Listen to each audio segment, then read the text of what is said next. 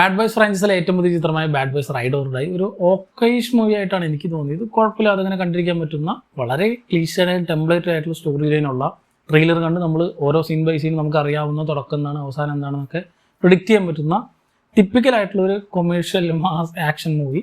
ഇതിൻ്റെ പർപ്പസ് എന്താണോ അത് സർവ് ചെയ്യുന്നുണ്ട് എന്നതായിട്ട് എനിക്ക് തോന്നിയത്. കാരണം എന്തിനാണ് ഇങ്ങനത്തെ ഒരു പടം ഇറക്കണമെന്ന് നമുക്കറിയാം.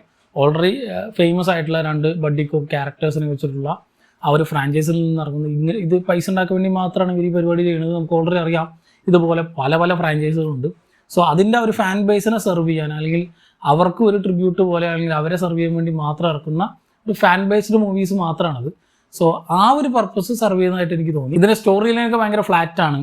പല ചില സാധനങ്ങളൊക്കെ വളിപ്പ് സാധനമാണ്. എന്നാലും ചില കോമഡികളൊക്കെ വർക്കൗട്ട് ആയിരുന്നു. ഈ ഒരു ക്യാരക്ടർ കെമിസ്ട്രിക്ക് നമുക്ക് ഓൾറെഡി അറിയാം. അതുകൊണ്ട് തന്നെ ഇവർ സ്ക്രീനിൽ വരുമ്പോൾ കുഴപ്പമില്ലാതെ നമ്മൾ കണ്ടിരിക്കുമെങ്കിലും ഈ സിനിമയിൽ എനിക്ക് ഇഷ്ടപ്പെട്ടത് ഇതിൻ്റെ മേക്കിംഗ് ആണ്. കാരണം ആക്ഷൻ സീക്വൻസുകളൊക്കെ വരുന്ന സമയത്ത് ഈ സിനിമയുടെ മേക്കിംഗ് ക്വാളിറ്റി നന്നായിട്ട് തന്നെ ഇങ്ങനെ എടുത്തു നിൽക്കുന്നുണ്ട്. എനിക്കൊരു മൈക്കിൾ ബേ ടച്ചൊക്കെ അവിടെ ഒക്കെ ആയിട്ട് തോന്നി. അങ്ങേരുടെ പോലെയൊന്നും ഒരിക്കലും ഇത് വരില്ല, അത് വേറെ. പക്ഷേ അങ്ങേരുടെ ആ ഒരു സ്റ്റൈലിനോട് മിമിക് ചെയ്യാൻ പറ്റുന്ന രീതിയിലുള്ള ചെറിയ കുറേ സാധനങ്ങളൊക്കെ അവിടെ ഒക്കെ വെച്ചിട്ടുണ്ട്. അതുകൊണ്ട് തന്നെ ഇതിന് മേക്കിംഗ് കാണാൻ നല്ല രസമുണ്ട്. മേക്കിങ്ങിന് വേണമെങ്കിൽ ഒരു വട്ടം ഒന്ന് കണ്ടുപോക്കാൻ പറ്റുന്ന സിനിമയായിട്ടും അതുകൊണ്ട് തന്നെ എനിക്ക് തോന്നി. ആക്ഷൻ സീക്വൻസുകൾ, അതിൻ്റെ കൊറിയോഗ്രഫി, ഈ FPS മാറ്റിയിട്ടുള്ള സാധനങ്ങളൊക്കെ ഉണ്ട്.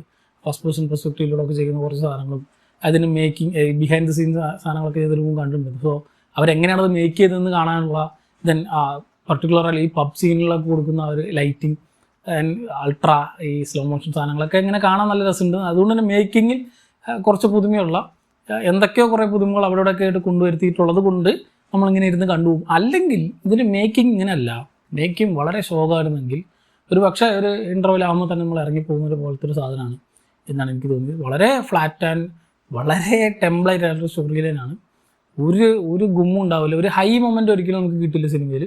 ഒരു യാതൊരു തരത്തിലുള്ള ക്യാരക്ടർ അറ്റാച്ച്മെൻറ്റോ അല്ലെങ്കിൽ ഒരു നല്ല എടുപ്പുള്ളൊരു വില്ലനോ അല്ലെങ്കിൽ നമുക്കൊരു ഹൈ ഒക്ടേനായിട്ടുള്ള ഒരു ഓർത്ത് വയ്ക്കാൻ പറ്റുന്നൊരു മൊമെൻറ്റ് പോലും ഇല്ലാത്തൊരു സിനിമയാണെങ്കിലും മേക്കിംഗ് ഉള്ളതുകൊണ്ട് കാണുമ്പോൾ ഒന്നും ആലോചിക്കില്ല. ഇങ്ങനെ ഒരു ഫ്ലോ ഉള്ളതുകൊണ്ട് ഇങ്ങനെ കണ്ടിരിക്കും.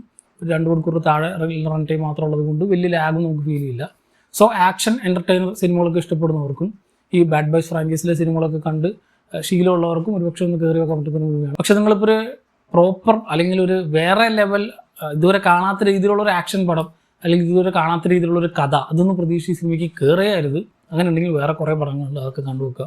ഇത് വെറുതെ ടൈം പാസിന് ഒരു പോപ്കോൺ വർത്തി മൂവി എന്ന രീതിയിൽ അപ്രോച്ച് ചെയ്യുകയാണെങ്കിൽ ഒരു വട്ടം കണ്ടുപോകാൻ പറ്റുന്ന ഒരു 1 ടൈം വാച്ചബിൾ എൻ്റർടൈനർ ആയിട്ടാണ് എനിക്ക് തോന്നിയത്. ഓൾറെഡി സിനിമ കണ്ടവരുണ്ടെങ്കിൽ സിനിമ പറ്റിയുള്ള നിങ്ങളുടെ അഭിപ്രായം താഴെ കമന്റ് ബോക്സിൽ കമന്റ് ചെയ്യുക.